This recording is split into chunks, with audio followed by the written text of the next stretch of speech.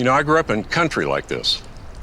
My dad and I would ride our horses up to these amazing high mountain lakes. We'd ride back into some pretty remote wilderness areas with incredible streams and meadows and wildlife. I love it here. Look at this canyon. It reminds me of the Grand Canyon. You've got this little stream, you've got these steep canyon walls. How long do you suppose it would take for a stream this small to remove this much material and cut the canyon this deep? This rock has a history, just like I do and just like you do. It came from somewhere. A lot of these rocks have been dated to be 350,000 years old, up to 2 million. That's pretty old. But it might surprise you to know that all of the geological formations that we see here, the canyons, the layers, even the plants, are younger than I am. When I was born, there was nothing here but a vast forest, hundreds of feet below where we're standing right now. In fact, before 1980, most people had never even heard of Mount St. Helens.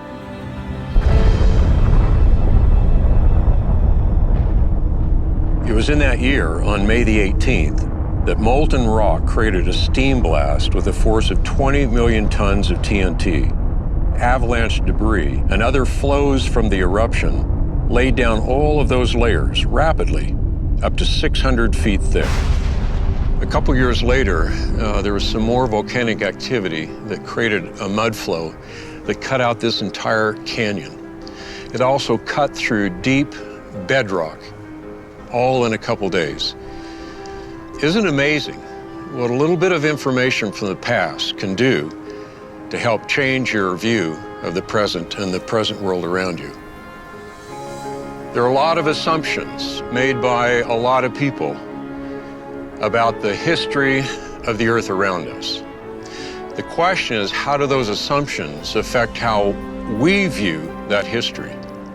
But more importantly, how do they play into how we view science and the Bible? Did God create the world in a few days or billions of years? Is mankind descended from apes, or did God create us instantly in his image? Was there a global flood that destroyed the earth, or is that a myth? In other words, is Genesis history?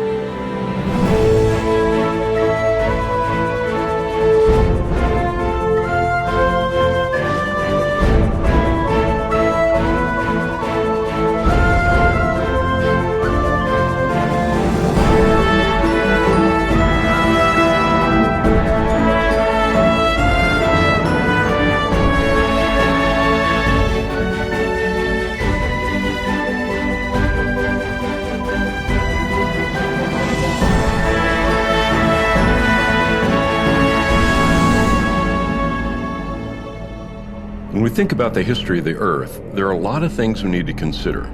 But one of the most fascinating is the account of the flood. Was the whole Earth covered with water? Genesis says the waters prevailed so mightily on the earth that all the high mountains under the whole heaven were covered. So if the flood was truly global, wouldn't there be a lot of evidence? I'd heard of a scientist who had spent over 40 years studying this question. When I spoke to him, he said he had a great place where we could see evidence for the global flood. Steve, I gotta admit, I've been here several times, but every time I come here, it is breathtaking. Besides being at home, Grand Canyon is my favorite place on earth. Yeah. So, Steve, tell me, what do you see here? When we look at Grand Canyon, we see the inside story to the ground beneath our feet. And we kind of have a layer cake here, don't we, of strata that have been eroded for our benefit to see the inside structure of the earth. These same layers are also in Colorado. We're also in Illinois, also in Pennsylvania. So when you say sedimentary strata, you're talking about the layers that we see? Yes. So the lowest layers are formed first. Those are sediment grains that were mixed, separated, and flowed in here from different directions and accumulated one on top of another. And then, of course, naturally, they convert to rock. So you're saying that the solid ground we're standing on right now, if we went back in its history, it'd be liquid? Yes. So the ocean is doing some amazing things, and water of incredible power is depositing the layers we see in the canyon. And are there fossils in all of those layers? There are marine fossils through all the layers. But the standard explanation is there were 17 different advances and retreats of the ocean over the North American continent, and it was extended over hundreds of millions of years. And what is the evidence that you see here that would say that doesn't seem to make sense? The 4,000 feet of flat-lying strata in the canyon are flat, and relative to one another, we look in between the strata layers and we don't see the passage of time in between layers. You mean erosion? Erosion, especially, and channeling on any great scale is not visible. And then we look at the strata themselves, and they provide evidence of rapid, very rapid sedimentation. Just minutes or hours is all that's needed to make layers. Well, tell me about the story of these layers. I mean, how did they get here? In the 600th year of Noah's life, on the second month, the 17th day of the month, the same day were all the fountains of the great deep broken up and the windows of heaven were opened. My understanding is the ocean floor upheaval occurred. Some type of magma or earthquake propelled the oceans over the continent. So that's why we get these marine fossils in these layers. Yes, and we have 6 months the waters prevailed upon the earth, another 7 months or so for the water to subside. The 4,000 feet of strata probably represents the early and middle part of the global flood right here in Grand Canyon. We have other strata locally in this Grand Canyon region. That's called the Grand Staircase. We have about 10,000 feet, 2 miles thickness of strata on top of the Grand Canyon. Higher than where we are. Higher than where we are. And that represents the later stages of the flood and the retreat of the floodwater. This surface was beveled by retreat of floodwaters. And as the flood retreated into the newly formed ocean basins, then the continents probably uplifted, and the ark, of course, was landed in the high country in the Middle East. Well, there's some people who say that that record is about a local flood. I believe it's a global flood, and all the high hills, or the whole heaven, were covered, a universal statement. But that mountains have risen since then, and we shouldn't measure the depth of the floodwaters by the present mountains of the earth, which are largely created during the flood and after the flood. Well, the fact that we have all of these layers would be unknown to us if we were standing on them, somewhere else, but they're known to us because they've been cut out. How did that happen? Well, it was the story that we all learned in grammar school. Okay, Colorado River, over tens of millions of years cut the Grand Canyon. Most geologists have jettisoned that idea. It's hard to sustain a canyon like this for tens of millions of years. You can't imagine a canyon enduring that long with erosion. Is that because right it would here. have eventually, the sides would have collapsed and Yes. broken down? Then how in the world do we get this all carved out? Well, there are lots of theories, and personally, I like the idea of catastrophic erosion by drainage of lakes. So after the flood, we have these large bodies of water, these lakes that are trapped. There's evidence of the big lake in the Painted Desert, a place called Hopi Buttes, about 500 cubic miles of water in this huge lake. And so the dam breaks, and all of that massive amount of water then is now pouring out and carving this. Yes, and how long would it take to erode Grand Canyon? Maybe weeks, but not millions of years. Time is not a magic wand that solves all the geologic problems of the world. Jettison that way of thinking about millions of years and then start thinking about catastrophic process like you've seen at Mount St. Helens, and that'll help you understand Grand Canyon. Everywhere we looked, Steve showed me evidence of the incredible power of moving water. It quickly laid down these enormous layers, then quickly eroded them away. Steve wanted to show me where the floodwaters first hit the continent, so he took me deeper into the canyon. Stephen, you said you were going to bring me to the bottom. You weren't kidding, were you? We're at the bottom, aren't we? So we're in this big side canyon to the main Grand Canyon, and we're looking at the granite basement rock, which is the core of the continent, if you will. And then we see the flat-lying strata on top of it. The boundary between the granite rock below and the Tapeats sandstone above is this surface we call the Great Unconformity. Why does it appear to be such a stark line? I mean, it's clear. I think it's an erosional boundary of colossal scale. We're looking at something that shows the magnitude of flood flow over a surface. And is it just here? The Great Unconformity is continent-wide. I've seen it, I believe, in the Middle East. It's over in Europe. It's in Africa, and here it is under the North American continent. So we've got this layer. How thick is this layer? What goes up from here? Well, we have the Sauk mega sequence here, if you will, 1,000 feet of sandstone, shale, limestone that goes continent-wide. There are 4 other big sequence packages of strata that sit above it. Those are also very continuous like this. What we're seeing here is rather representative of the rest of the world. It makes one really question the notion that this all happened because of a small local flood. We're talking about something enormous. The power-moving water was beveling and pulverizing rock, depositing great thicknesses of layers and calling our minds to think about a global flood. The conventional story is entirely different, though. It would say that there is a lot of time between each of these layers. Some people have said that the Great Unconformity boundary here represents 500 million years. You mean between the granite we see in that first layer of the sedimentary rock? Yeah, they say that there may be 500 million years there. Okay, and that's what their explanation of Earth history would ask them to consider. Yet when you come here and look at this, nearly a featureless plain. It's not exactly a plain, but it's a gently rolling surface. And would that be the product of billions of years? Or would that be the product of the power of water planing off a surface? Time is foreign to a good explanation here. And so we want to explain what we see. Everywhere we look, we see the power of water. And it's water on a colossal scale, and that's the story here in Grand Canyon. It's not a little water and a lot of time. It's a lot of water and a little time. Time really is the central issue when talking about the history of the Earth. How much time did it take to form what we see around us? It seemed clear to me that a global flood would have transformed the Earth quickly. Yet I know many people think that the world formed slowly over billions of years.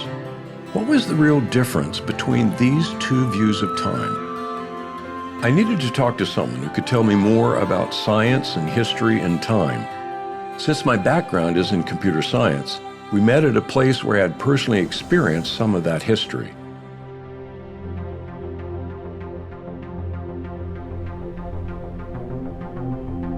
As we looked at the exhibit, I was reminded how much smaller and more powerful computers have become since I first started using them. Paul said our changing assumptions about computers were really a series of paradigm shifts. So when I was 19, I read Thomas Kuhn's classic, The Structure of Scientific Revolutions, where he describes this notion of paradigms. A paradigm is a framework within which you interpret evidence. So really, science isn't just about the evidence, it's about how you interpret that evidence. So this room, for example, we've got so-called mini computers here, but really they're not mini at all in terms of our current paradigm. Yeah, today, right? Yeah, this. Yeah. Right? So really, to understand this question of origins, you really need to begin by looking at the governing paradigms, the 2 major views that we currently have about the history of life and the history of the universe. And what are those? On the one hand, we have the conventional paradigm. In the conventional paradigm, you've got deep time, 13.7 billion years, along which this gradual process, beginning with primal simplicity, ending in what we see today. All the complexity in life has to be built bottom up by strictly physical processes where no mind, no creator, no design is present. The second view we can call, let's say, the historical Genesis paradigm. Everything starts with a divine mind, a creator, an intelligence that plans and superintends and brings into existence reality. Events are happening on a much more recent time scale. The universe, the solar system, our planet, life itself, all of that begins fully formed as a functioning system. It's not hard to see there's a radical difference between those two in terms of time. When we look at the history of life on this planet, we've got a body of data, but depending on the paradigm that one adopts, that data will be interpreted in very different ways. It seems that one paradigm is drawing on a history that was given to us. Yes. And another paradigm is constructing that history. Is that how you see that? We have a witness to those events, and that witness is telling us this is what happened, and we have to take that into consideration when we evaluate the data. Well, Paul, the reason this becomes serious is that we're not talking about a history of just boiling water at a certain temperature. You know, Right. We're talking about a history that deals with the origin of the universe. It deals with the origin of life, Yeah. the origin of humanity, the origin of sin and why there's evil in the world, the origin of the geological formations that we have around us, Yeah. the origin of language. I mean, this is history that is not minor. Yeah. This is dealing with major elements of humanity and where we are. Yeah, you're talking about the origin of literally everything. And I think if we zoom out from that and say, well, what really is the difference between these two paradigms? It isn't a question of science on the one hand versus religion on the other, because both of them are scientific in the sense of looking at a common body of data. Really, at the deepest level, the difference is two competing views of history. What is the true history of our cosmos? That does seem to be the real question. What is our true history? What actually happened? The conflict is not between two views of science, but between two competing views of history. Since Genesis was written in Hebrew, I wanted to talk to a Hebrew expert. What was actually in the original text?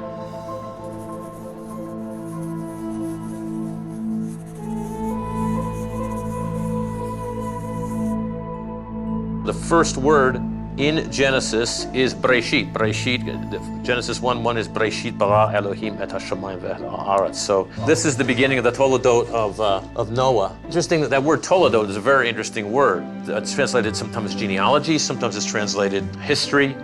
And what follows then is the account of the flood. Steve, it seems that there is a lot of history in the Bible. Is that how you see it? Oh, absolutely. In fact, the first thing is that it's an accurate historical account. The presentation is such, and the perspective of the writers, that they believe they were talking about real events. Okay. It's very obvious that because of the way in which they insist that the next generation learn their history. When you look at these early chapters in Genesis, what do you see? Can you take us through this? It starts with, in the beginning, God created the heaven and the earth. There's no word in Hebrew for universe. That means he created everything. And then the next thing we find in Genesis 1:2, we find a water ball that is in space. God, in the subsequent days, is going to fill that universe. Well, you're talking about days here. Do you see these as literal days? Is that what the text is telling us? Or you know what other people think, that this is just a poetic, different Well, kind first of all, view? it's not poetry. The world's greatest Hebraists all affirm that this is a narrative. They say that that's one of the unique features of the Genesis accounts of creation and the flood, is that they are narratives, because in the ancient Near East, they are done in epic poetry, which is very different. And here we have narrative to indicate that this is historical. What that means is that you should understand the words, the normal way in which those Hebrew words are understood. The word yom, it means day. The foundation of its usage is what we mean by a day. It's a 24-hour day. The only way you'd want it to mean a longer period of time is if you impose an alien concept to the text and say, well, I think that these are ages, and therefore Yom has to mean ages. What you have to do is start with the text. Yeah. If we start with the text, Yom means day. So when we come to the passage that talks about the creation of Adam and Eve, you're seeing that as a clear historical event which would stand in direct opposition to the conventional paradigm that man evolved out of a long, long process. The biblical text is not compatible with the standard, the conventional paradigm. The Bible teaches that the Lord God formed man, artistically breathed in him the breath of life, created him in his image. And then, of course, woman is created. We have marriage. We have the fall. Then in Noah's genealogy, we have the entire flood account. And the flood, is it a global flood? Well, I mean, I don't know how many times, I think 35 times or so, the word kol, which is all, occurs in the flood narrative. If this is a judgment on mankind, then it has to be global. We continue through these first 11 chapters of Genesis. We come to chapter 10, which is called the Table of the Nations, which are the sons of Noah. It mentions in that chapter that the people are in their different nations and their languages. So Moses goes back in Genesis 11, 1 through 9, and explains how the languages develop. And so we come to the Toledot of Terah. And the Toledot of Terah is not going to be about Terah. It's going to be about his famous son, Abraham. It just seems so apparent that there is no disconnect between all of that and everything that we see in the beginning. It's just one long historical narrative, is it not? It is. As a matter of fact, the genealogies form the structure, not just for Genesis, but the narratives are embedded in the genealogies. The genealogies are picked up, that's actually called the Toledot, in the book of Ruth, to establish that David is a descendant of Judah, which is required by Jacob's prophecy. And then we move into the New Testament. How is the pedigree of Jesus established? With two genealogy, one going back through Mary's line, all the way back to Adam. Steve, in light of all of this that we have seen, how important is the historical narrative that we find throughout Genesis, including all of the generations that are laid out there? How important is that to Christianity? It shows that Christianity has a historical basis. It's what the scriptures say, and the scriptures represent actual historical data. So Christianity it's not a leap in the dark. It is understanding that it has a very strong historical basis, and that our Savior is also our Creator. These genealogies are incredibly important. If Jesus is descended from Adam, and Adam was created on the sixth day of creation, then the earth can't be very old. So where do the millions of years come from? I met a geologist at a place where he said we could understand this better.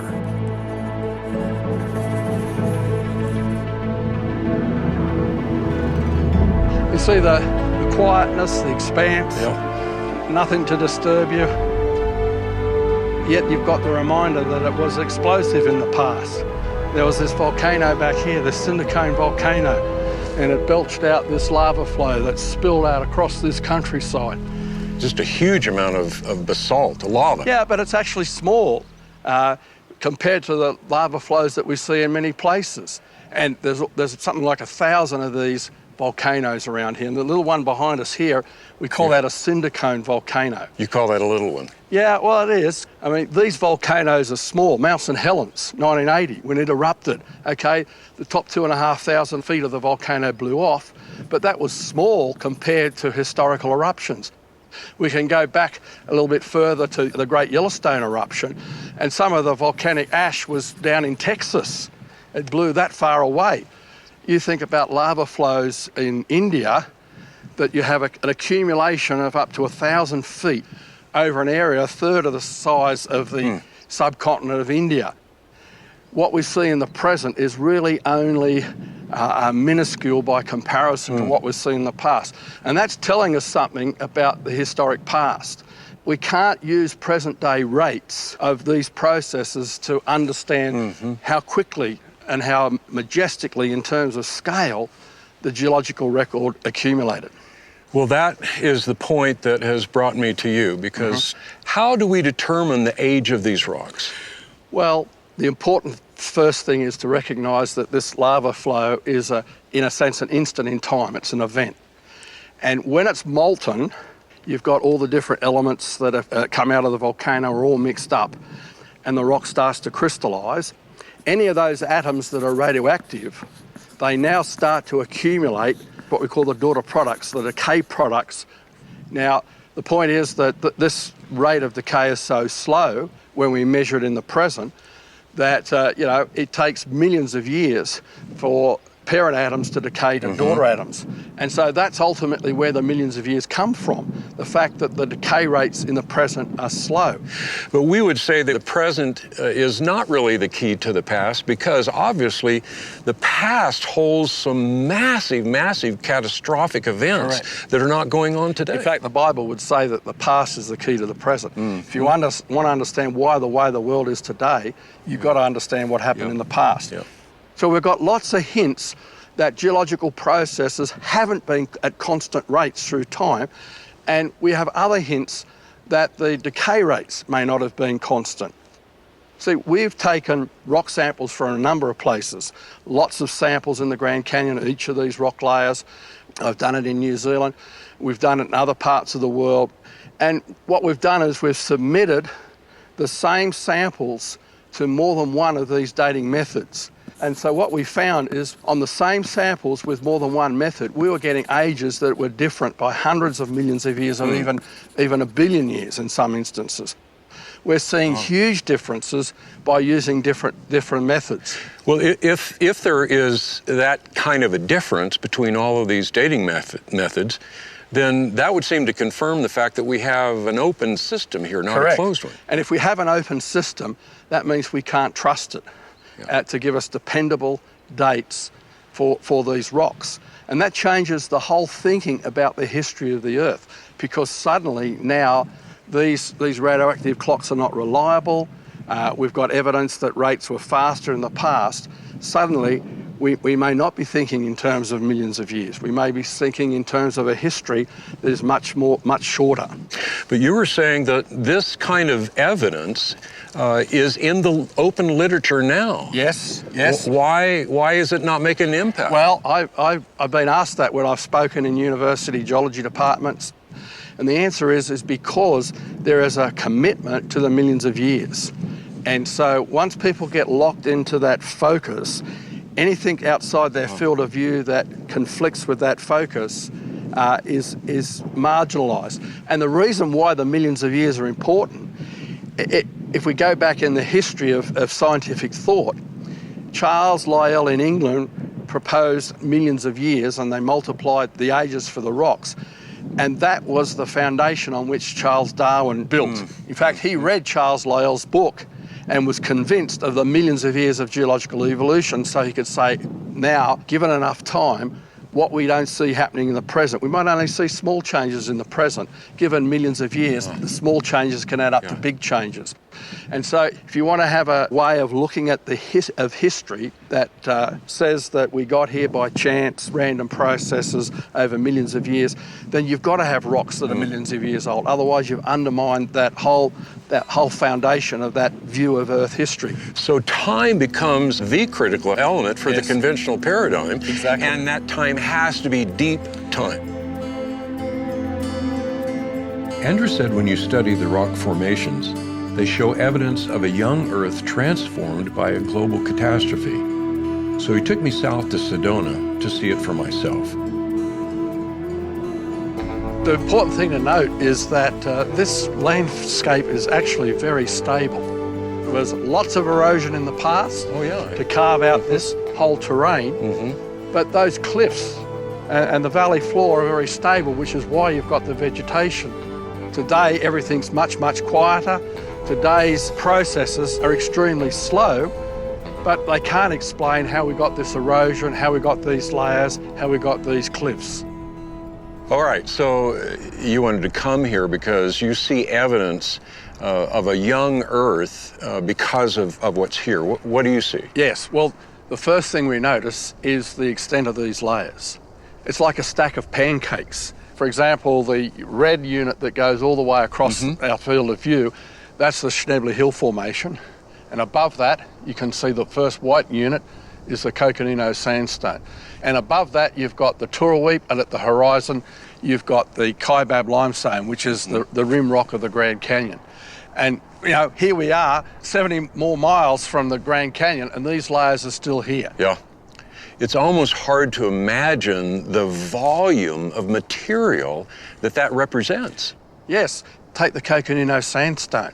We can trace it from here, right across New Mexico, Colorado, right over towards Kansas and Oklahoma, or even in Texas. We're talking at least 200,000 square miles for this one rock unit that's consistent for mile after mile after mile. That's not the scale that we see today with localised sedimentation. And to get it flat lying like this over such a large area, it's like you have to make your pancake all at once very rapidly. And so these layers show evidence of rapid sedimentation, the extent of these layers. Well, Andrew, you were talking about that red formation, but that doesn't sound familiar to me. No, that's the Schnebly Hill Formation. It's not in the Grand Canyon. In the Grand Canyon, we go from the Coconino into the Hermit Formation. There's that knife edge boundary, and there's no evidence of erosion there, which means that the Hermit Formation was rapidly deposited, and then immediately the Coconino was a deposit on top of it. But here, we've come 70 miles from the Grand Canyon, and we've got this Schnebly Hill Formation between the Coconino and the Hermit. And this Schnebly Hill Formation, 800 to 1,000 feet thick, over an area of 1,000 square miles, had to have been formed very rapidly. If that took millions of years, we ought to see millions of years, evidence of millions of years erosion back in the Grand Canyon at that same boundary. We don't. So that means that this Schnebly Hill Formation in this area had to form in a matter of hours. So it tells you that not only is there a lack of erosion, but there's no time between those boundaries. So the whole sequence of layers was very rapidly deposited. So we have this large extent of layers. We have the lack of erosion between the layers. What other evidence do you see? Well, if we look closely, for example, at the Coconino Sandstone, we see the bedding, that there's bands within it that are sloping. We call those cross beds. What they indicate is that you had underwater sand waves were moving along. The comparison is in a desert. It's important to recognise that there's a difference in the angle in a desert dune. It's usually 30 to 34 degrees of these sloping beds. Underwater, it's usually 25 degrees or less. And Dr. John Whitmore has combed the hills around here with his students, hundreds and hundreds of measurements of these cross beds. And they all come in the range of 15 to 25 degrees. So it was underwater deposition. And so these layers are accumulating in hours, weeks, and within months, you've got this whole stack of pancake layers over such wide areas. So it isn't a difference in believing in those layers that exist. Not at all. It's the difference of time, isn't it? Correct. It's not a question of science versus the Bible. When we're talking about the flood paradigm and the conventional paradigm, we're actually talking about two different views of Earth history. Those views really are different. Of course, I grew up being taught the conventional view with its long ages and slow, uniform changes. But what was the history of the world according to Genesis?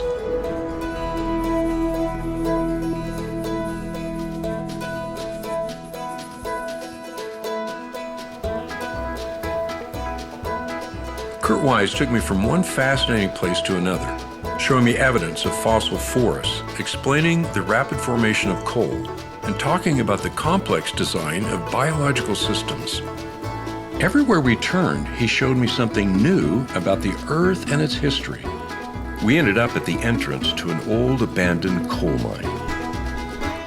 This is leftover remains of the Dayton Coal and Iron Company, built about 110 years ago.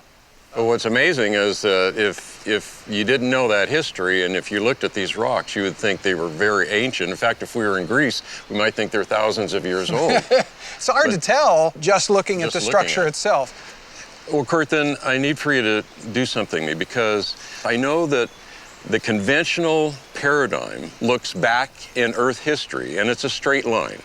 A lot of uniform processes and so forth. But the Genesis history is telling us that it's not that uniform. Yeah, that's a good point. In 2 Peter chapter 3, it talks about people in the latter days saying, where's the promise of this coming? For all things continue as they were from the beginning of the creation. That concept that what you see in the present, what's happening right now, what's happening in the creek down below, what is happening in every place on the earth, is the way it's always been. It's always been for all of Earth history. The passage goes on to say, for this they are willingly ignorant. They're not just ignorant of these truths, they're purposely rejecting these truths. And it lists the creation and the flood. These are apparently events, according to the Bible, that aren't like the present. Right. And the neat thing is, that's what we see here. That cliff isn't actually in place. That cliff belongs about 1,000 feet up. It's slid down to its current location. That's a pretty big boulder. That's huge. That's okay, massive. now what kind of process in the present slides blocks that big down? This thing continues for a mile. But inside those rocks are yet further evidence of an event before that that's even bigger, even more unlike the present. And then inside those rocks are also fossils of a time period that's very different than the present. So that, according to the claims of Scripture and according to my own experience, you can't use the present to judge the past, to understand the past. But if you go all the way back to the beginning, you realize that the Bible lays out what I would call epochs of Earth history. Major periods that are of time. Just different things happening during each of these epochs, that if you lived in any one of the other epochs, you would never understand the previous epoch, because it's so different. The first one is the creation itself. In 6 days, God created the entire universe. He created the planets and the stars, and he stretched out the universe with his outstretched arm. That's obviously not happening today. He's not creating planets. In fact, at the end of that passage, he says he ended his creation work. Then we move into what I call the Edenian epoch, the period of time when Adam and Eve are in the Garden of Eden. And it's very different than the present. We get the impression from that passage, for example, that Adam and Eve, if they had not sinned, would have lived forever. It's hard to even conceive of human beings living forever. So it's a different world, wildly different. How long it lasts, we don't know, but it suddenly terminated with Adam and Eve eating of the tree of the knowledge good and evil, rebelling, and God cursing the creation. He changed the rules in the universe. Now no longer is the sun going to be able to burn forever. No longer are we going to be able to live forever. So it's hard for us to even imagine what that would be like, because we only see the laws are... And we wouldn't have come to that conclusion if we didn't have the Word of God. We didn't have this... And that's what I think the Word of God has been given to us for. So we slide into the third epoch of time, what I call the antediluvian period, the period before the flood and after the fall of man. It's a world that's different than the present. It's got the same natural laws going on, but it's a different set of critters, different set of plants. It's a little bit warmer earth. The continents are in different positions from what they are now. It looks significantly different. Well, that's what we see in Peter, where it talks about that world being destroyed. So the flood was not just soaking everything. This is radical change, wasn't it? Yeah, if we're right about what we've understood so far, we got continents moving, smashing together, creating mountains. Mountains are rising to tens of thousands of feet. You've got water washing across entire continents. We're ripping thousands of feet of sediment off of the old continents and then depositing thousands of feet of sediment on top of them again. We're looking at earthquakes of astonishing power.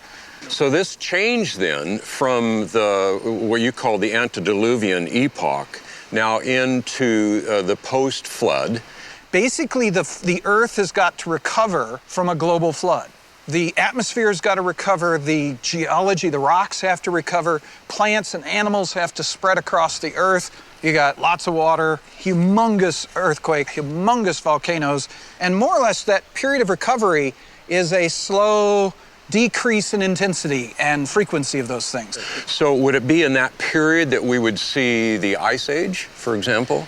Yes, that's ironically, the Ice Age turns out to be, in our modeling, a consequence of the heating of the water during the flood. Water is evaporating off the oceans, that cools the oceans. The water is then moving over the continents and dropping enormous volumes of water. Now, in certain places, the rain's going to come down as snow, but coming down so rapidly and without break that it can't melt and accumulates into thick sequences of ice until they're miles thick. And then when the oceans had cooled enough that that rain generation system had stopped, then those glaciers then collapse under their own weight, melt back to the current position, and they're continuing to melt. You know, this thing, global warming, it's recovering, the Earth is still recovering from the flood. So that was really a fairly tumultuous era right then, but then you have one final epoch. So the modern epoch is you can study present processes and understand things fairly readily back to within a couple centuries of the flood. And so that would lead one to think that these processes, if you take them all the way back... Precisely. Right. You take the present processes and extend them into the back. And that's what 2 Peter says. That's the error people make. It's reasonable. Take the present and extend it into the past. Not unreasonable. So you need to go to the Bible to find out the necessary information to reconstruct it. And looking at it the other way, if you start from the Bible, you only get the beginning of the story. Right. God has given us the ability to read the rocks and fill in the rest of the story. Yeah. And we need to fully understand the flood, we start with the Bible, but then we go to the rocks. Then we Speak to the rocks and they shall tell thee what has happened in the past. Kurt made a good point. The Bible records historical events, but it doesn't explain how those events happened. That's what these scientists were doing. They were trying to interpret the evidence in light of biblical history. But Kurt said there was evidence inside the rocks. What was that evidence?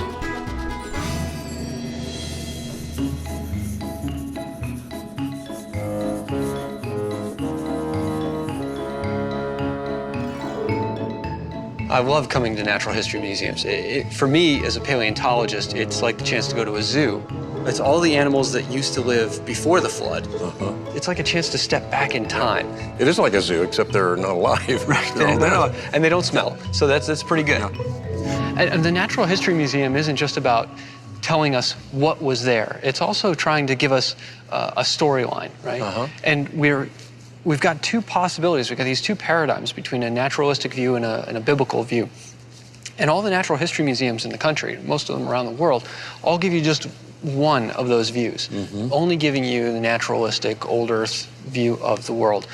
But these same data, this dinosaur, is able to be understood in an alternate paradigm. So when I'm thinking about these types of creatures, I'm thinking about a world that's right before the flood. I mean, this is a real picture of a violent world. That's why God said, behold, the end of all flesh. It wasn't just mankind. Man and all of the animals over which we rule are judged at the time of the flood. Well, Marcus, can you kind of give us an overall picture of the fossils and how all this stuff fits together? Yeah, fossils tend to be found in distinct layers where there are very, very large numbers that have been destroyed, untold billions. And so every time we see a layer of rock that's this thick, we're thinking about an event that probably took minutes to make, not thousands of years, minutes for just this one package of rock, sometimes even seconds, where these pulses of water from the flood are moving over the continents, grabbing ecosystems or dragging marine ones up from deeper in the ocean and pulling them onto land. And as one gets deposited and the waves come back, they start pulling and piling additional stuff on top of that. And it's a graveyard on top of a graveyard on top of a graveyard. It's the sort of thing that speaks to catastrophe, not the sort of thing where the fossil record is gradually accumulating bone by bone, shell by shell, little by little, over untold eons of time. So you're saying that we have these marine fossils all over, even on mountains? Yeah. You know, further back over in the museum, they've got sections with things like mosasaurs, these big swimming reptiles. Mosasaurs are globally distributed, and they're distributed on continents. So looking at these things, you're saying, what is it that has the power? What is it that has the capacity to take the marine world and throw it on top of the continents in such a violent and destructive manner? And the flood makes perfect sense for this. When we were in the Grand Canyon, we saw that great unconformity. Yeah. And there were no fossils to speak of really below that. And then all of a sudden we start getting a lot. What does that say to you as a paleontologist? Well, the great unconformity is telling me that there's some sort of massive erosion and shearing that's happening across the continent. And then once we start getting to those nice sedimentary rocks that have all the wonderful fossils in them, the pattern starts to emerge. The ecosystem that has the first animals in it shows up very suddenly. In conventional paleontology, they call this the Cambrian explosion. It's the first appearance of a wide diversity of different types of marine animals. All of a sudden, you have this complex and whole ecosystem that shows up basically out of nowhere. Now, that makes perfect sense from a creation and flood perspective because the flood is about destroying ecosystems. Whereas in an evolutionary view, these ecosystems are going to have to arise a little bit more gradually as organisms diversify and evolve and respond to one another in their environment. But that's not what you see. Instead, you see an explosion of life that is complex, whole. The ecosystem is integrated with one another. You can see where all the different organisms fit with respect to one another. And that's just the first time that that happens. Every time you move up in the geological column, in this fossil record, you start seeing snapshots of more and more ecosystems. You've got one ecosystem that's destroyed, and then you've got another one. It's got slightly different creatures, there's different interactions going on, and as the floodwaters move higher and higher, they're getting closer and closer to shore, destroying more and more organisms in the shoreline and eventually up onto land. Yeah. So I think I see what you're saying here, and that is that the paradigm that we're all taught, that conventional paradigm, is trying to tell us that the fossil record is an evolutionary picture of life as it is developing, as opposed to the Genesis paradigm that's saying, no, all of that life, all the complexity of life already was there, and now we're looking at the graveyard of all that life. Exactly. Well, what are some of the other data that you're seeing that convinces you of this paradigm?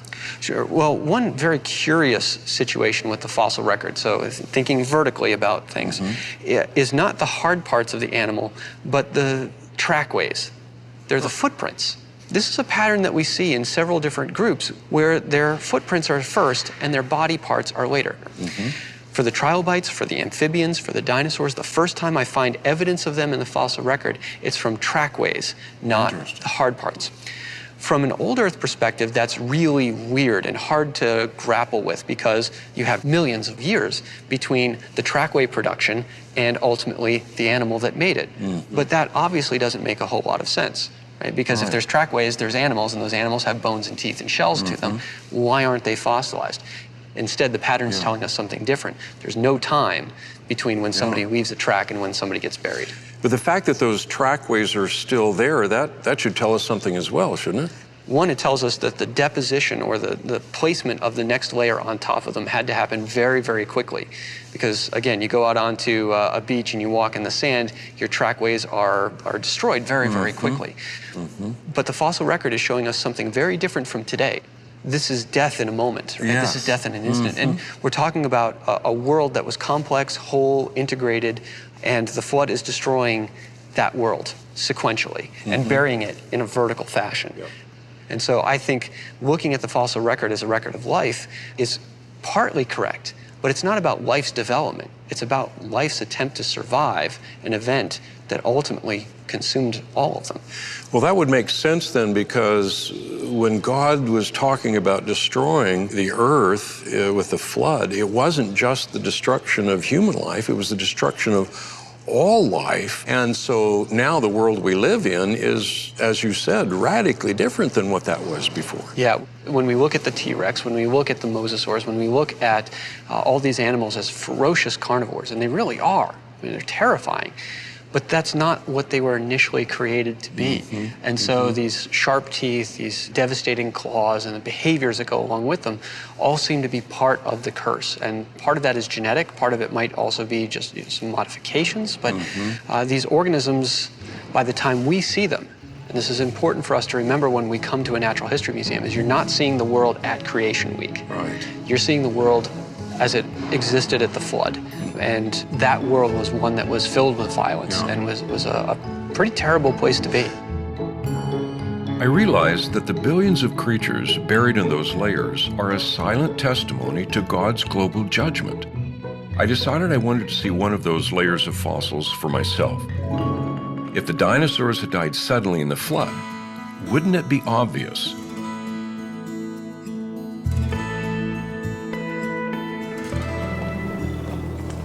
What we're dealing with here, this is in the Lance Formation. This is a Upper Cretaceous sedimentary deposit. And what we have here is what's called a bone bed. It's an accumulation of bones that's about 1 meter thick, a little less than 1 meter.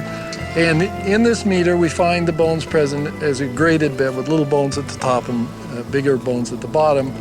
And you can see here, looks like Kirline is working on another vertebra here. This is a cervical vertebra of a duck-billed dinosaur. This is where the spinal cord goes right there. When I look at these bones in the quarry, I often think of them as being inside the animal alive, and just imagine what it's like to be seeing these bones for the first time. So this is just full of bones, and it's not like we have to go looking for where the bones are. We just have to sit down and start digging. What is mainly different about the sites that you're digging here as opposed to what we would say a general dinosaur dig somewhere? Well, there are dinosaurs found all over the world, but this particular site is unique in that it's probably one of the largest collections of bones in the world. And there are the remains of I'd say between 5,000 and 10,000 animals, each 20 to 40 feet long in this deposit. These are big animals, and there are a lot of them. Mm-hmm. Let's step back for just a second. Okay, so we had a duck-bill dinosaur roaming around the Earth, and all of a sudden it dies. Would it become a fossil? Fossilization requires very special circumstances. Normally, we know, for example, if a coyote dies out in the desert, its body is soon gone. Yet these bones are all perfectly preserved. They have never been subjected to weather. They are just all there. Today it would be very difficult to imagine how you could do that. To some extent, we would really say that to find a fossil is rare. Even though we have many, many fossils, in terms of things that die, it's rare if they become fossilized. It is rare. It requires special circumstances, not the least of which is rapid burial. These animals had to die, and then their carcasses had to have time to rot. So we're talking days or weeks or months, during which time the bones and tissues were either eaten away or rotted away. And then the bones that remained were deposited instantaneously in this environment, because they're in a graded bed with big bones at the bottom and little bones at the top. And you can see that here. The big bones are all down at the bottom. And when they start digging up here, they start to find smaller bones. So that condition requires a sorting process that can only take place during a catastrophic emplacement. So when we look at the dinosaur fossils, rather than looking at them from the standpoint of we have early dinosaurs, then middle dinosaurs, then later dinosaurs, you're looking at from the perspective that all those dinosaurs were in existence. They were all living, and then there was this huge catastrophe that brought them to an end. The dinosaurs are already dinosaurs when they first appear. They look just like anyone would think a dinosaur looked. And this is an enigma for those who believe in the evolution of the dinosaurs. But we hear a lot about transitional forms. What's the real story there?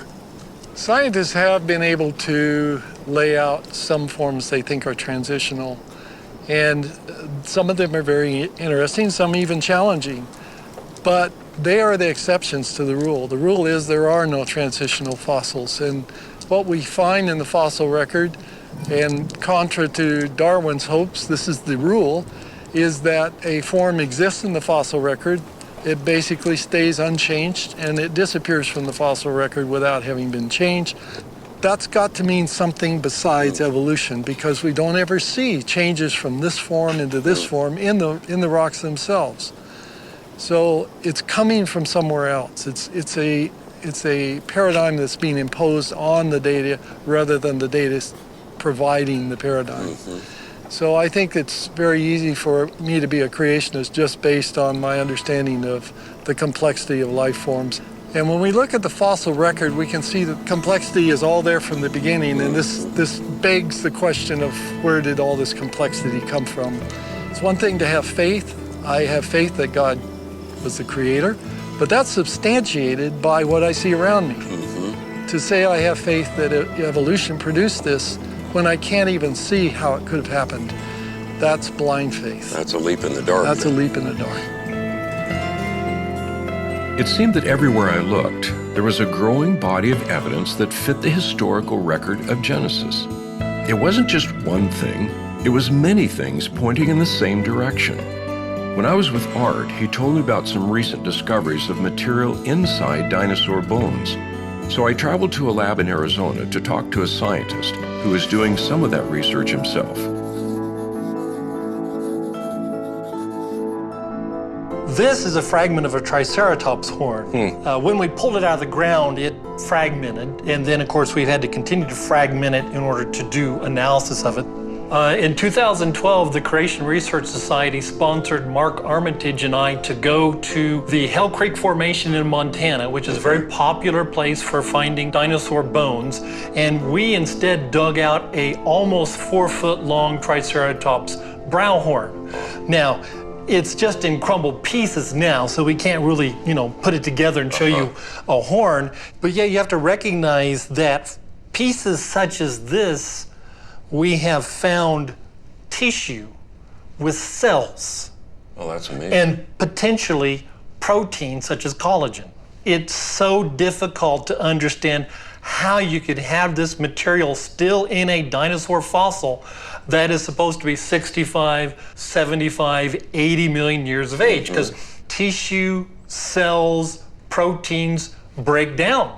They're not concrete, they don't just exist for eons of time, they break down. And in fact, they tend to break down fairly quickly depending upon the conditions. And certainly in Hell Creek, the conditions would be warm up, cool down, warm up, cool down. And any biochemist can tell you that is the fastest way to destroy material.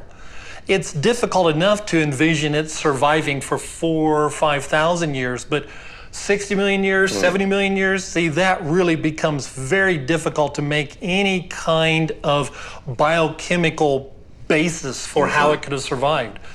Okay, so once you find a sample like this, what do you do next? So what we do is we soak the fossil material in a solution called EDTA. And what you'll have after you dissolve the fossil is the tissue will be remaining because the EDTA won't dissolve the tissue. So then I'll bring this over to what we call a dissection microscope. This is, in essence, dissolved Triceratops horn magnified. And so you can see what it looks like, just kind of little pieces of rock. Well, Kevin, what did you find then when you were looking at the sample and you actually found some tissue? Okay, here's what we found. This is actually Triceratops tissue. It's stretchable, it's pliable, it's not an impression of the soft parts of the dinosaur. This is truly soft, it is squishy, it is stretchable, it is tissue. That blows your mind, huh? Absolutely. And if you look at them then at a closer magnification, what we see then, this is using scanning electron microscopy, you see the extreme detail of the cells. See, in that picture, and this picture, and particularly like look at this picture, we would not begin to expect to see such enormous and elaborate detail. I mean, these structures are incredibly small. This is our 20 micron bar here. See how small these structures are, still intact. It would take very little to break those. So at best, you would expect that all that would have broken off and been long gone. So that has to have shaken up the scientific community. What's been the response of all of this? The initial response, when Dr. Schweitzer first published her work, which is what became very popularized in 2005, it generated a lot of response. And so initially some of the reaction was rejection. Oh, it's contamination. You know, that's not really dinosaur. It's bacteria, because bacteria can look kind of strange sometimes. So you had a lot of proposals of what it could be. And to her credit, Dr. Schweitzer did more work. They began to find protein. You break open some of these cells. You look at the matrix these cells are attached to, and they're protein. Okay, so once that is understood, yes, then what happens? Now this is shaking it up, I guess. That becomes part of the controversy, because clearly you're now faced with how could you explain the survival of this, the pristine survival of this, not only for so long, but in very unpristine conditions. And so then the controversy has been, how do you explain it? And if you read some of the literature, there's almost like desperation because they recognized what the implications of this could be. Now, some people would claim, well, it means nothing because we know how old they are, and therefore it just means it survived somehow, big deal. But how do you know how old they are? Well, you use methods, supposed methods of dating. Well, this is a method of dating. The tissue itself can't be discounted as part of a method of dating. So why do you say that doesn't count, but this does count? Well, it's all the paradigm drives your conclusions. The paradigm is it has to be old. Therefore, methods that give us an old fossil are what we choose. Something that doesn't give us an old fossil, like tissue, we have to reject or explain away. At least to me, and of course I'm not a microbiologist, but I think most people would say, well, that just seems reasonable to think that maybe these are not that old. Clearly, this is in violation of the dating process. It challenges the entire dating process. If the fossils of dinosaurs have been dated incorrectly, which I would say this is clear evidence they have, then it's very likely the fossils of any organism have been dated incorrectly, and therefore then the geologic ages themselves are incorrect. What you're saying is that if you pull out the notion of a long period of time, you're pulling out a major foundation for the conventional paradigm. Absolutely. In fact, time is the critical component for evolution. If you're going to say that a simple cellular system became a multicellular system that then became fish, and the fish then jumped up on land and grew legs and started breathing air, and then that creature grew feathers and wings and started flying. So if you give us time, we'll claim to account for all of this massive change of organisms, but we got to have the time. Everything seemed to come back to the question of time. I remembered Andrew saying that Charles Darwin accepted millions of years first, then fit his theory of evolution to that assumption. But why is time such an important element to evolution?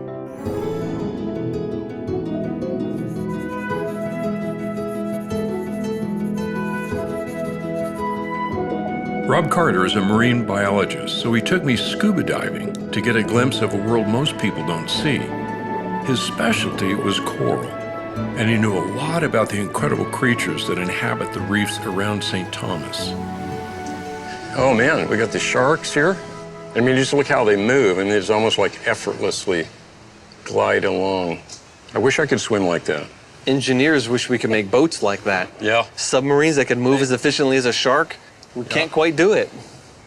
So from your perspective as a marine biologist, and I know that you've studied the whole area of genetics a lot. Yes. When people talk about evolution, what is it? How do you define evolution? The word means change over time. But I believe in change over time, but I'm not an evolutionist. So how does one figure this out? Really, evolution is a belief that enough change over time, over enough time, can lead to the common ancestry of all species on Earth. All right. So that's the part I reject. Of course species change. I mean, look at these sharks here. We have several different species of sharks. When God created, He put into those organisms the ability to change, to adapt, to respond dynamically to the environment. But they're still sharks. And when we look at the fossil record, they're still sharks. You know, people have heard the phrase the missing link. And they usually think of between man and monkeys. No, there's missing links between almost every major group of animal and almost every other major group of animal and plant, even bacteria, throughout the entire fossil record, which indicates very strongly that these are actually different creations. So we don't get one kind becoming another kind. No. Evolutionary theory requires that small, random changes can explain everything we see. But it can't. And why can't it? Because life is so complex that small changes can't explain it. Just like you can't take a computer operating system and look at it and say, oh yeah, this is built up one digit at a time over any length of time. No, it took an intelligent person to sit down and put it together. Well, I can guarantee you, as one who was in that world, that if anyone in the area of computer science were to say, if we just randomly change some things in this operating system, it'll get better. I mean, no one would agree with that. No, we're not going to get the shark to evolve into a bird. That the number of changes and the types of changes are not something that you can do one change at a time. This is a sea urchin. It looks spiny. It's pointy, you gotta be careful. Am I going to get stuck if I touch it? No. He's pointy, but... Oh my goodness, they're moving. Yes, they're moving. And in between the spines are little tube feet, especially on the bottom. Oh, look at that movement. So he walks with his spines, but he's little tube feet in here, and that's what he uses to grab onto things. But looking carefully, there's 1, 2, 3, 4, 5, 6, 7. There are actually 10 radial parts to this animal. Actually, the starfish is his cousin. Are you serious? You can't be serious. Absolutely. The starfish here is also an echinoderm, but notice he has 5-fold symmetry instead of 10. Yeah? This starfish does. On the bottom, look. We see the spines, we see the tube feet. His mouth is in the center there. So there is some similarity here, even though externally it looks a lot different. A lot different. Actually, you want to see something that looks a lot different? Sure. Which is a cousin to the starfish and the sea urchin? All right. It almost looks like a rock. Yes. I gotta be careful. He's squirting on me. This is a sea cucumber. Oh, big. He has spines. He has tube feet. Oh my goodness. You would never know it until you studied really hard that this also is an echinoderm. He's not very happy being out of the water, so let me put him back in. Yeah, so these are all related, even though they look very, very different. Related in their creation. Not in an evolutionary sense, but our creator took this phylum of life, the echinoderms, and created this and this and this on a similar pattern. And that's what we see across the entire realm of life, similarities and differences. So what makes them different? Well, genetically, they share most of their genes in common. But there are developmental genes, they're called Hox genes, that set up these patterns in the animal as it develops. They develop from a single cell. In one of them, they set up a 5-fold symmetry. Another, they set up a 10-fold symmetry. Another one, they make this long, skinny animal. They control the development of the embryo in these amazing ways.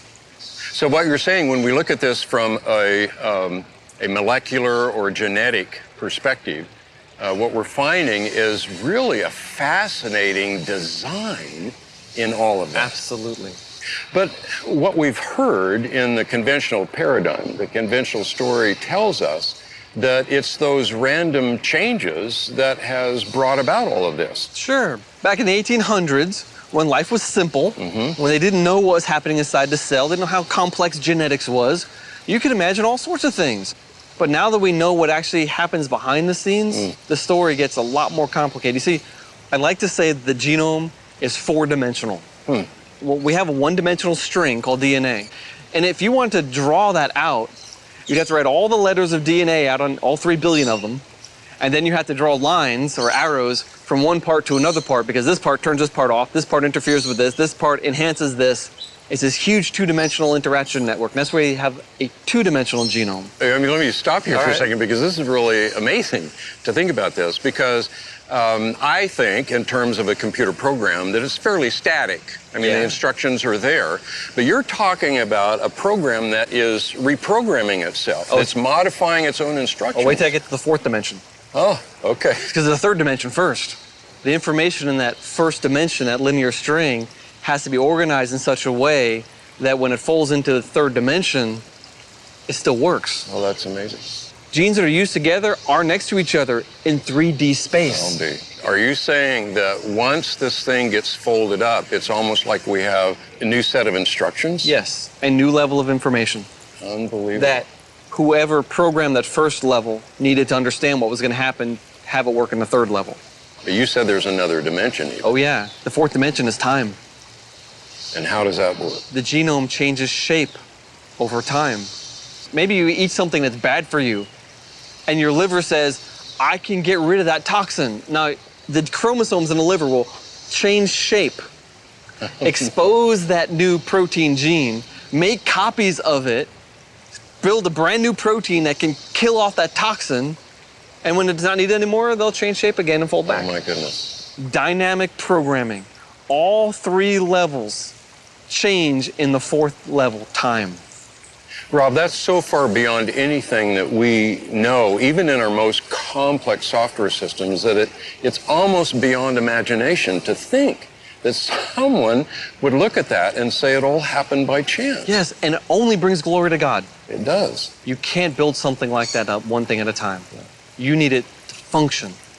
In all this interlocking 4-dimensional complexity, it's not something you can do one letter at a time with natural selection. Mm-hmm. It all has to be there. Yeah, in the same way when we talked about the environment out here on the coral reef, if you don't have all these interlocking pieces of that puzzle, you don't have that ecology. The system will come crashing down if you just remove a couple of very important factors that are there. They have to be together or it doesn't happen.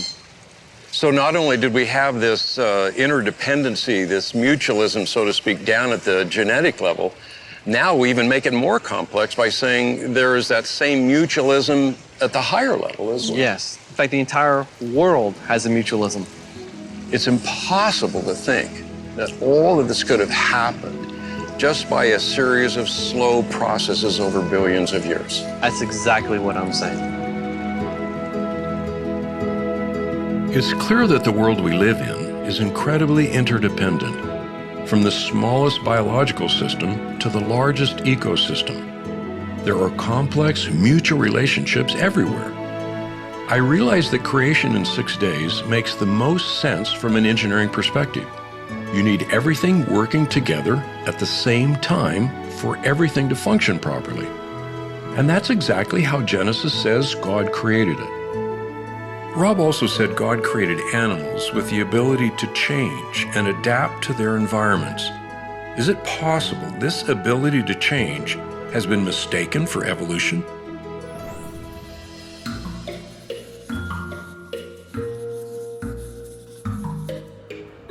As Todd Wood and I walked through the zoo, we saw incredible beauty and amazing design wherever we looked. I noticed the great diversity between some animals, as well as the remarkable similarity of others. As a biologist, what do you see when you see all of these creatures? Yeah, when I look at this, look at these lions specifically, I'm seeing cats myself. And all the other cats they have here at the zoo, they all have this underlying catness to them that's really apparent. It's really apparent when they start playing, right? You're seeing them playing with some sort of ball or something, and they're just like a cat. They look like a cat. You know, scientists would put that into a family called Felidae. And I would understand the felids to be representatives of a single created kind. So the continuity, the similarity there is so significant that I'd say, yeah, these guys have all descended from a single pair of critters that was on the ark, and that eventually generated all the different sorts of cats that we have today. So rather than just a random accident, it appears as if all of these different species are coming from a really elaborate design. Oh, absolutely. And it's not just a design like God, designed and created the lion. It's God created something that could make a lion. So it's more like, a multi-tool or a Swiss Army knife where you got all these pieces that you can just pop out whenever you need them, but it's all just one thing. So give me some other examples of created kinds. Yeah, so you got the grizzlies and the polar bear. Those are all members of the bear kind. You've got ducks, swans, and geese. The thing about the dog kind is really interesting. So you take just this wolf-like creature, And we can breed in only a few hundred years many different breeds. Well, Todd, that's kind of fascinating now to think about what God was doing when he was bringing two of every kind. What do you think was going on there? Oh, yeah. I mean, he doesn't have to bring every little variety onto the ark. So when you actually do the calculations, and okay, so we don't know exactly how many created kinds there were on the ark, but maybe a couple thousand, and they're small. Most animals are quite small, so you have room to spare, literally room to spare. And all of that diversity that we have today is built into those two of every kind. Well, Todd, we're looking at the zebras, and they're all unique, and yet all of these creatures are just so much complexity and diversity. How does the standard story, the conventional paradigm, explain all of that? Well, they would use evolution, right? So millions of years, random variations, all things that are alive now, that cactus, that zebra, the grass here, it's all related. We all go back to a common ancestor that lived billions of years ago. And through the process of mutation and genetic variation and natural selection, that's where we get the stuff that we have today. So, natural selection, what is it? Does it have the kind of creative potential that we need for all of this? Natural selection is basically all about killing off things that aren't fit for the environment. So if you're a finch in the Galapagos and you have a really tiny beak and the only food available to you is really big, hard seeds, you're gonna die. And that's exactly what we observe. And so we can watch over the generations as the beak size and finches change in the Galapagos. But they're still finches, they're still birds. The notion that natural selection can generate all of the diversity we see, that's not been demonstrated. What we find most often with natural selection is that natural selection does a lot of fine-tuning. So right over here, we've got these oryxes, right? Beautiful creatures and very, very pale colors. The wild range of the oryx is right on the southern end of the Sahara Desert. And so you can see, yeah, their coloration makes sense. If you get a really dark colored one, that's going to be really easy for predators to find. And so they end up being these really beautiful light colors. And that's an example of where selection would take a variation and turn it into an adaptation. And that brings us back to the notion that a really exquisite design in the beginning think so. Absolutely. Has provided these creatures with the ability to survive and to change for their benefit. Absolutely. So the ability to be able to change your coloration like that, to be able to fit an environment, that's got to be built into the system before it starts. Now, don't get me wrong. I mean, natural selection and random variation can do amazing things. I mean, it's pretty astonishing the kinds of changes that we can see, but we don't see one kind changing into another. All we see are variations that happen within a created kind.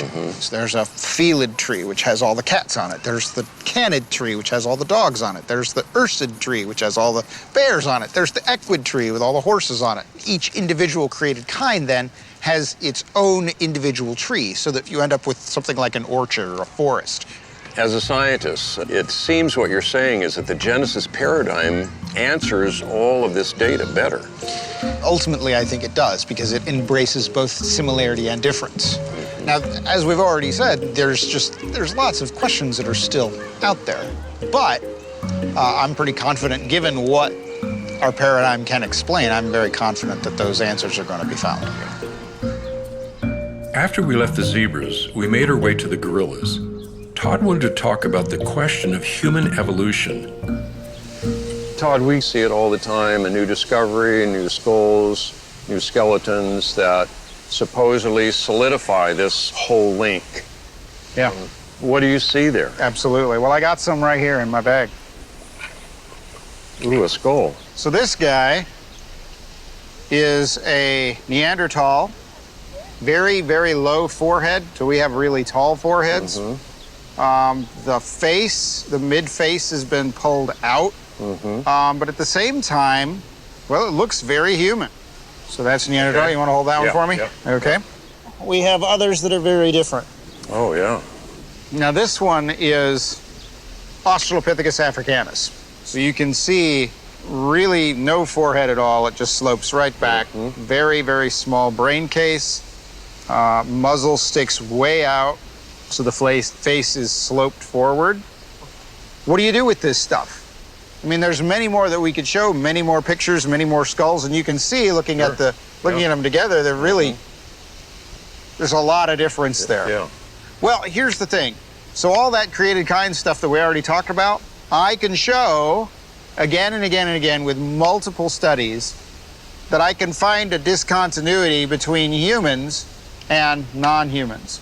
So this thing lands on the human side. This Neanderthal here, it's one of us.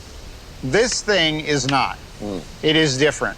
But this would be just another one of those varieties of living things that God made in the beginning and that survived the flood aboard the ark. So when we look at Neanderthal man, we're looking at a human, but it's a human that, just like we find in dogs, we have a lot of variety of dogs. We got a lot of variety of people. So even looking back here at the gorilla, we can see the obvious differences between us and him, not the least of which is that he's in there and we can go home when we're done. And so those differences are really huge, aren't they? Yeah, absolutely. The image of God entails this idea of being God's representative here on this earth. Part of that, then, is having dominion and having authority, spiritual quality that we have that we don't share with animals like that. Yeah. It's obvious we're different from the rest of creation because we're made in God's image. We're the only ones to create zoos so we can see the beauty of God's animals. And we're unique in tracking time and wanting to know our own history. But where does our concept of time come from?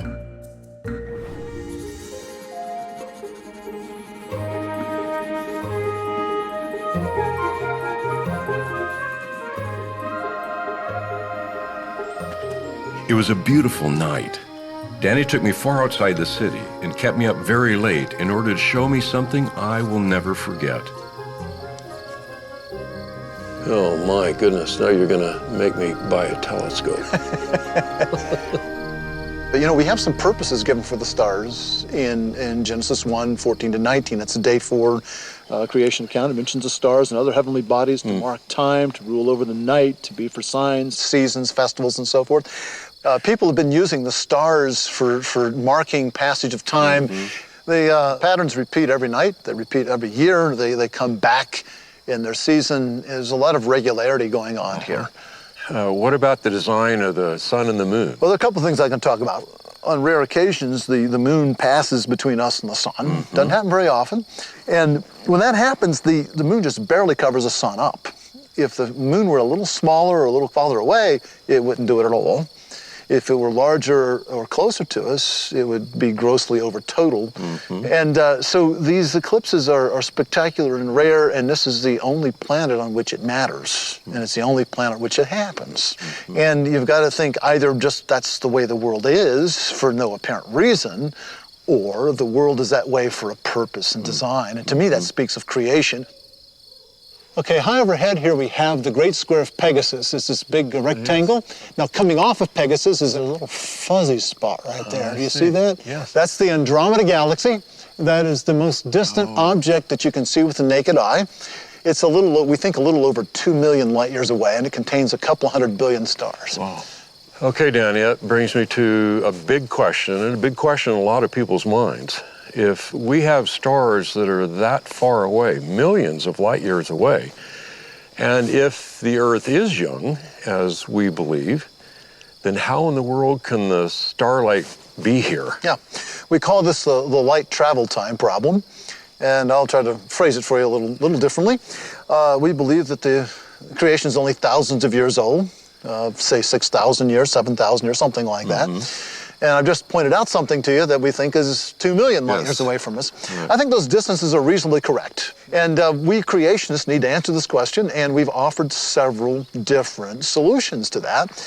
I'll discuss with you my solution on this. Several things jump out at me in the creation account. One, there's a lot of process going on, very rapid process, but still process. If you look at the day 3 account, it talks about plants rising up out of the ground. It says, let the earth bring forth these plants, and the earth brought forth. I think if you would have been there, it would have looked like a time-lapse movie. Growth that might take normally decades taking place in a matter of minutes or hours at the most. Normal growth abnormally fast. I believe you can interpret one day of creation in terms of another day. So I turn to the day 4 account. Not much information is given there, but I think God also rapidly made the stars and other astronomical bodies. And then in order for them to fulfill their function to be seen, he had to rapidly bring forth that light, just as he brought plants and matured them quickly, he had to bring that light here. I'm suggesting when we actually look at these objects, like the Andromeda Galaxy we saw a few minutes ago, we're looking at light that actually left that object. Yes. So I think there's a rapid maturing took place. Danny, are there some other things that you see that would point to a young universe? I think so. For instance, spiral galaxies. The Andromeda Galaxy we talked about is a spiral galaxy. Our own is. And the inside of the galaxies should spin faster than the outside of the galaxy. So after a few rotations, you ought to wind up or smear out those spiral patterns. They ought to disappear after a few rotations. Now, most astronomers think that spiral galaxies are 10 billion years old. So why do we still see spiral patterns? You shouldn't see those. And it's been long recognized as a problem. But also, if we look at the outer planets of the solar system, the gas giants, they all have rings. And we also know that these things are changing. They're wiping out. They've actually documented changes that have taken place within the ring system. You have all these gravitational tugs from the other satellites orbiting around. So these ring systems are fairly young. Doesn't prove the solar system is young, but it proves that these ring systems are young. And that's interesting. We've mentioned a lot of theories about the spirals and so forth. It brings us to what most people see as the big theory concerning cosmology and the universe, and that's the Big Bang.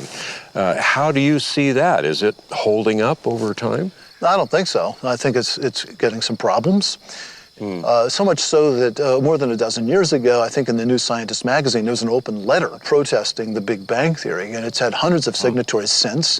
And most of the people signing it are atheists. They're not even creationists. So this idea that the Big Bang model is universally accepted is not true. There are many people out there, well-known people, very famous physics and astronomy people, that have real problems with the Big Bang. And I don't see any way that you can reconcile Big Bang with the Bible, though a lot of people seem to think that you can. I think the temptation they have there is to try to interpret Scripture in terms of the current cosmological thinking.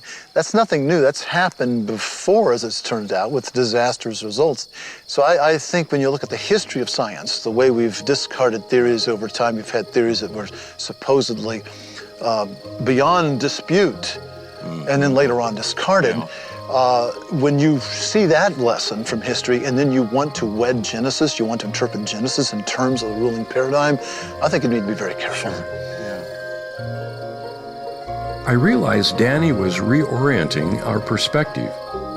We need to interpret the universe in terms of Genesis, not the other way around. And Genesis tells us that God created the sun, moon, and stars to be a magnificent clock to track the passage of time. Even the ancients built towers to follow the stars. But what does Genesis say about those people and the languages they spoke?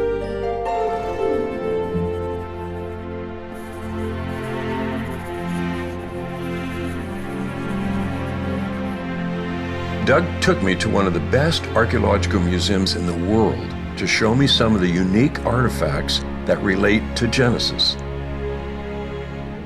Well, the events of the Bible are unfolded in the ancient Near East. So all of these lands are extremely important to understanding how and what took place in the biblical text. So this picks up these events we've been looking at in Genesis, from creation and the flood, and now we're to the dispersion of mankind out of Noah and his family. Exactly.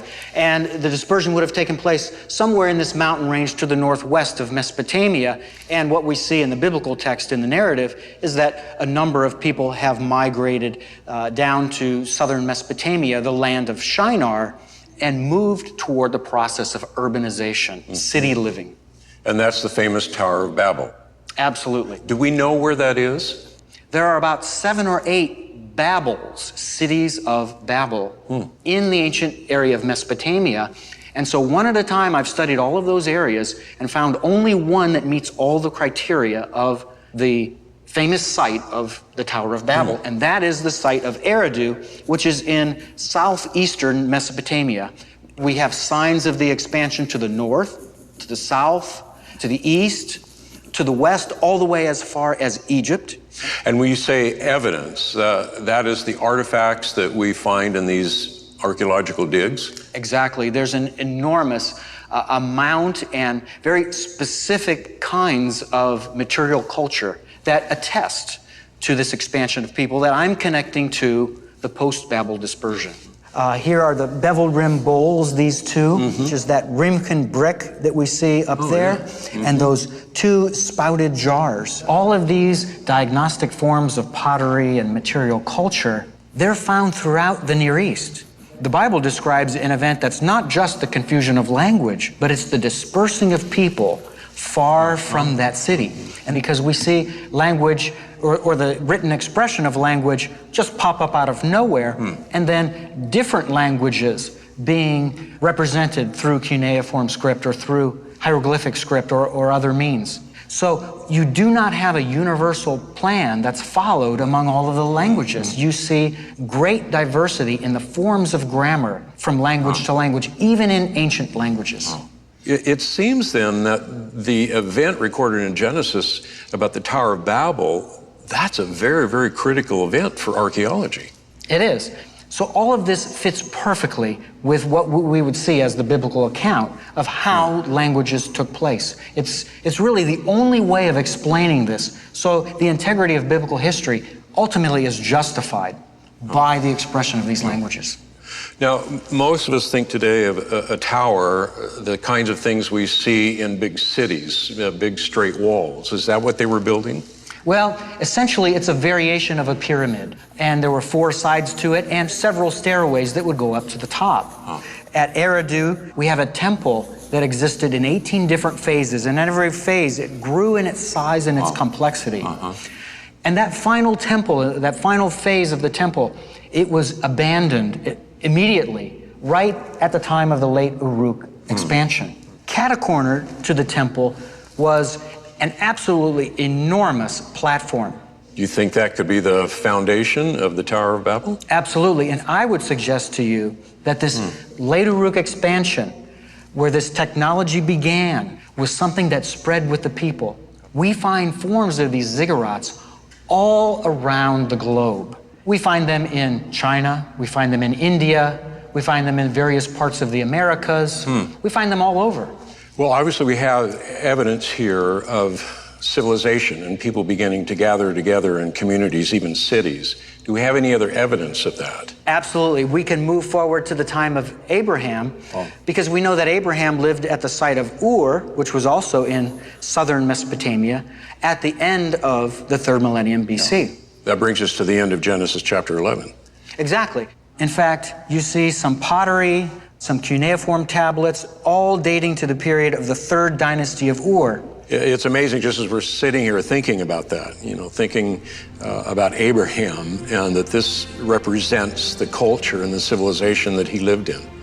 It's a great tie to that record in Genesis 4. It is fascinating, and it gives you a feeling of putting your hands around the events that go on in the biblical text. When I look back through history, I realized each of these cultures had been impacted by the events recorded in Genesis. But what is the importance of Genesis to us today?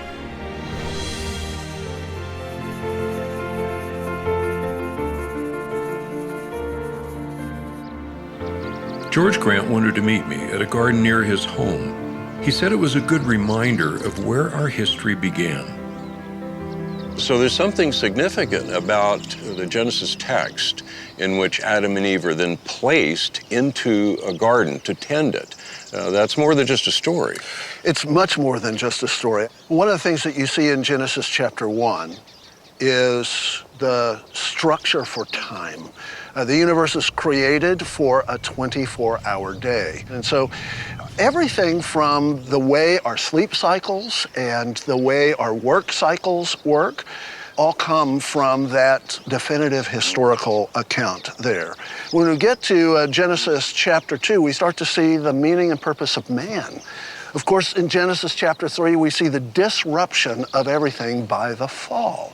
And the implications of an historical fall, an actual man and an actual woman who actually yielded to actual sin, have then implications all through the rest of the Bible.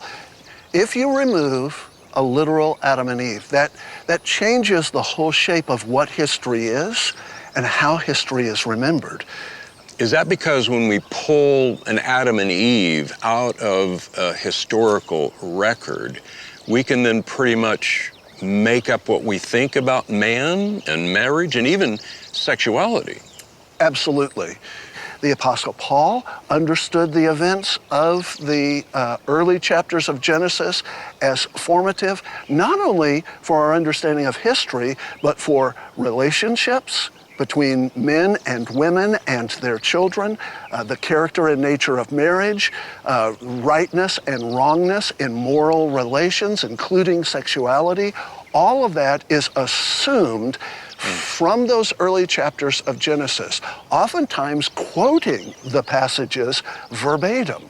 It seems that even Peter is taking that event of the flood, for example, as a historical event and laying it in the context of what he's pointing to, a judgment that will come. So even judgment is a part of understanding that historical record. You cut things off from history and you lose sight of the meaning of all of it. I think most Christians, when we talk about, for example, the life of Christ, those are understood to be historical accounts. Right. Why is it that when we look at the account in Genesis, that we have a tendency not to want to do that? We have a tendency not to do it because we're constantly exhorted to not see it that way. From the culture around us? The culture around us, from theologians, modern theologians who are trying to somehow, in their minds, fit the truths of Scripture with the so-called discoveries of science, which, if you know anything about the history of science, you know is an incredibly unreliable path. So we're constantly bombarded with this message that we have to adjust our view. But I think there are a lot of Christians who have a sense that the historicity of Genesis is just not that important to their Christianity. I think we've been sold a bill of goods on that. When you somehow make those chapters a different category altogether and non-historical, what are you doing to all of the rest of the Bible? The Bible that assumes that it's true, the Bible that treats it as historically true, the Bible that refers back to all of the characters that are there. Does that then negate the whole of the Bible? Well, yes. And that's exactly what the strategy was of the higher critics in the 18th and 19th centuries. They knew if you could somehow attack the first 3 or the first 11 chapters of Genesis, you've done away with the whole thing. Well, George, all of this brings us back then to the notion that the history that's recorded in Genesis, or any true history at all, is critical for us in terms of understanding what's going on around us. Yeah, in fact, it reminds us of how important history is in anchoring all of the other human disciplines. It is history that helps to inform science so that science can begin its journey of discovery in the world. So what history does is it tells us what happened. Then what science attempts to do is it asks the question, well, how did it happen? And then it begins to explore the how, the mechanics, the structures that were present in those events. If you try and reverse that, if you try and make science saying what actually happened, then you wind up having a worldview that is constantly shifting where nothing is certain. And moral relativism is the necessary outcome. And God has given us that bedrock. He's given us that foundation in that historical record. He's given it to us in that historical record, going all the way back to Genesis chapter 1 and the garden. In the end, I suppose we always return home. And for me, home is Colorado. I always think more clearly when I'm out in the beauty of God's creation. We've been a lot of places and seen a lot of things, but considering everything together, it's clear that nothing in the world makes sense except in the light of Genesis. I love being in the mountains, especially ones like these. They help give us a good perspective, help us realize that we're small and finite and vulnerable. They humble us. And we need to be humbled because we have a tendency to base our ideas on our own small set of experiences. That's why the wisdom of the ages has told us over and over again to know history. Everything that we have done up to this point has looked at the evidence that shows us that the Word of God, the history that has been laid down for us in Genesis, is true. God created the world in 6 days. There is a real Adam, a real Eve. There is a real fall. There was a real flood that destroyed the world and produced all of this. It is glorious, but it represents the judgment of God. Everything supports what God has told us. Genesis is history, true history.